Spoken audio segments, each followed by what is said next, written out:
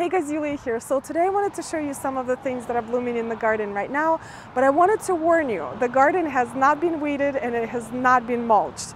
And I think it's okay to show our gardens in their natural quote-unquote state, because a lot of times gardeners, and especially new gardeners, when they look online, they see photographs of perfectly manicured gardens either on Pinterest or Instagram or Facebook, and they can get a little bit discouraged because their gardens do not look like that.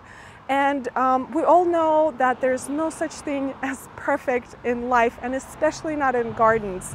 And I think we should just normalize that. Anyway, the first plant that I wanted to show you is this beautiful Venus dogwood that I'm standing next to. And Venus dogwood is a hybrid between a Cornus cusa and a Cornus and a Yuliya, or a Pacific dogwood. And the result is these beautifully large flowers. And this part of the flower is actually called a bract. It's not a petal. The actual flowers are in the middle right here. And another wonderful result of the hybridization of this plant is that it's incredibly disease resistant. And dogwoods, most dogwoods, especially Cornus florida or flowering dogwood, get a lot of diseases like mildew or anthracnose. And I'm sure you're familiar with mildew. It's that powdery surface on top of the leaves. And anthracnose is a little bit different. It's also fungal in nature, but it is more of a brown, crispy outer edges of leaves, and sometimes an entire leaf actually turns brown and falls off, and it can defoliate a lot of your tree. So it could be just cosmetic, but it also can hurt the tree, because when a tree loses a lot of its leaves, it cannot photosynthesize, and the tree may suffer as a result. So the mildew and anthracnose can both be treated by fungicides, but this wonderful tree right here does not need either treatment, because it's just perfectly healthy. I've never seen any problems with this tree right here. Now, I bought this particular Venus dogwood when it was about 5 feet tall, about 7 years ago. And as you can see, it's a pretty decent sized tree right now. So I would say growth rate on this dogwood anywhere from medium to fast. And it ultimately will get to about 25 feet tall to 25 feet wide. And I planted it in our front yard because I just love that beautiful, graceful structure of this tree. And of course, the flowers are amazing. It is covered in flowers this time of the year. And I would say our best view of this tree is from our bedroom. And it's perfect because when I get up, I open the window and I could see this beautiful tree right here. So let me show you the rest of the things that are blooming in the garden right now. Here's the Venus dogwood from afar with Michael's hosta garden underneath it. And if you guys remember, I posted a video of daffodils blooming here earlier this spring, and the daffodil foliage is still here, but it was completely overgrown with hostas. And that was the idea, to hide the daffodil foliage, because ideally you want to leave the daffodil foliage until it yellows and dries completely, because that's what feeds the bulb for the next year's blooms.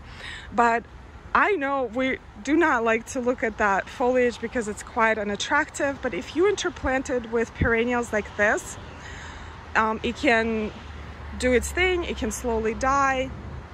And as you can see right here, I did not interplant it with perennials, and you can see it clearly.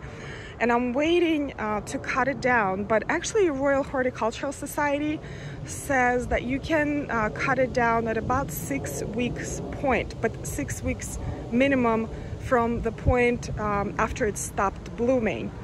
So I have about 5 more days until I can cut it down.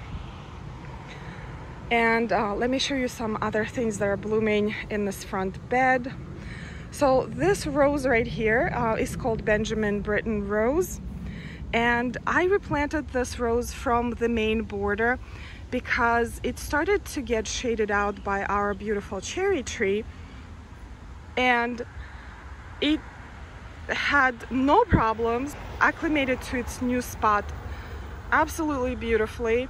It is not stressed out, and that's the thing, I move my plants in the garden all the time.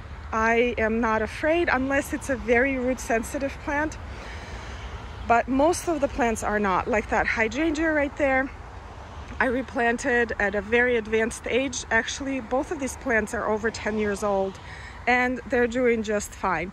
Now this rose is a David Austin variety, and it actually grows quite large. It can grow up to 10 feet tall. You can run it up a wall as a climber, which looks very beautiful. Another plant that I have here is Amsonia hubrichtii, and if you have been watching my channel any length of time, you know I'm obsessed with that plant because it's native. It's absolutely beautiful. It has these dainty, very light blue flowers that are blooming right now. It has beautiful texture, amazing fall color, and overall one of my favorite plants. And the contrast with this royal purple smoke bush is amazing. Now let me quickly talk about this royal purple smoke bush. I'm trying to climb over closer to show you the flowers. So I actually would not recommend planting this plant if you have a smaller garden, because it adds about 6 feet of growth per year and it gets giant. They do have smaller varieties of purple smoke bush though. But look at the flowers, aren't they like the most beautiful things? So I used to size control this plant because it was just getting too big for the space. But if you size control, you will not see the flowers because you're cutting them off every time you cut the branches off. So this year I decided, actually last year, I decided to leave the branches because I wanted to see it quote unquote smoke.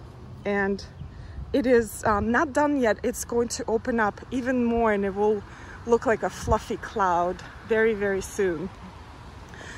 So today I saw this beauty open. This is one of the oriental poppies that I started from seed last year.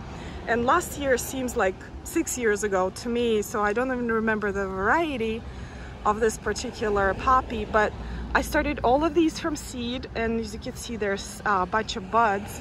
It's absolutely beautiful. I've never grown it before and I'm so glad I did. It's gorgeous. There's another rose that I have here. This is called Sentimental, and it is very unusual because it has these speckles of red and white and pink colors on one flower.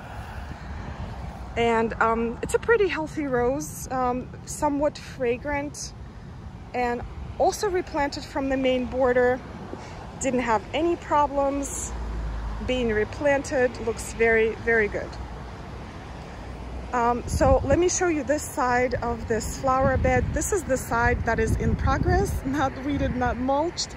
I am going to plant some dahlias on this side, and actually all of the little weedy patch that you see, it's actually amaranth, feverfew, and cleome that I'm going to thin out. So all of those are legit flowers. They just look like weeds because they need to be thinned out. There's one thing I did though earlier today. I cleaned up the daffodil foliage from these front beds right here with the violas because they hit that 6-week mark and I could cut them down. It looks so much better, you guys. I'm so happy that I planted these violas here because I planted them back in March. So it's end of May and they've have been blooming all this time. They look so cheerful. I absolutely love them. And I think they have about maybe another month to go, and then I will replace them with a different annual. This is totally worth it. I think this was about 6 flats of violas that I split, and it's filled the space perfectly.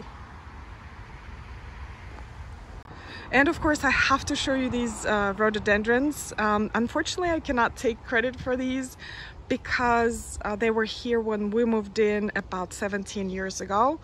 And I think the variety is Rhododendron Roseum, which is quite common, but it doesn't make them any less beautiful.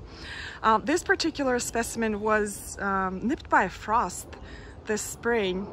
We had really strange weather, so I have to get up there and cut those diseased and damaged branches. And this rhododendron back there, it was in one of my videos a few years back where I pruned it, and I'm so glad that I size controlled it because it's right under our kitchen window. And I cut it down, and as you can see, didn't miss a beat. It's blooming beautifully. And I opened up the view, I can see the birdies, and I can see this beauty right here. Here's some flowers up close.